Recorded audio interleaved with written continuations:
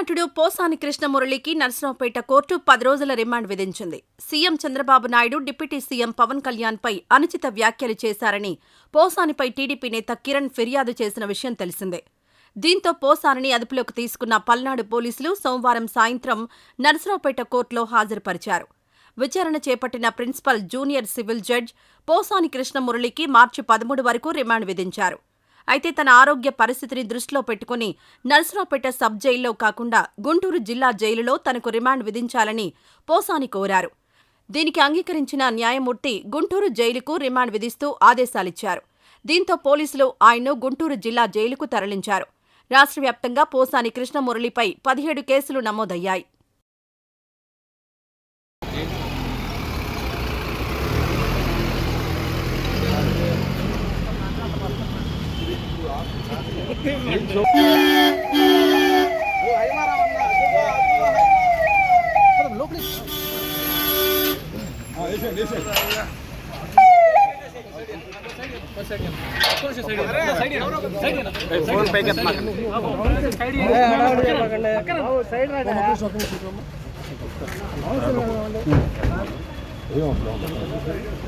పోసాని గారు, we are here, don't worry.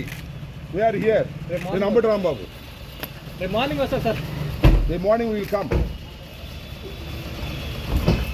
బాగా బందోబస్తు ఇచ్చారయ్యా. ప్రమోషన్ వస్తుంది.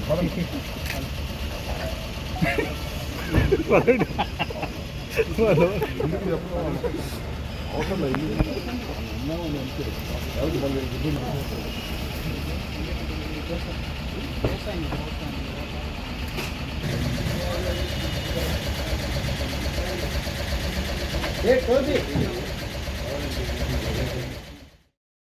ఈ వీడియో నచ్చితే లైక్ చేయండి. అలాగే మా ఛానల్ ని ఫస్ట్ టైం కనుక చూస్తున్నట్టయితే ఇప్పుడే సబ్స్క్రైబ్ చేసుకుని పక్కనే ఉన్న గంట సింబల్ ని యాక్టివేట్ చేసుకోండి. అప్పుడే మేము పెట్టే ప్రతి వీడియో మీకు నోటిఫికేషన్ గా వస్తుంది. అలాగే ఈ వీడియో పూర్తిగా చూసినందుకు ధన్యవాదాలు.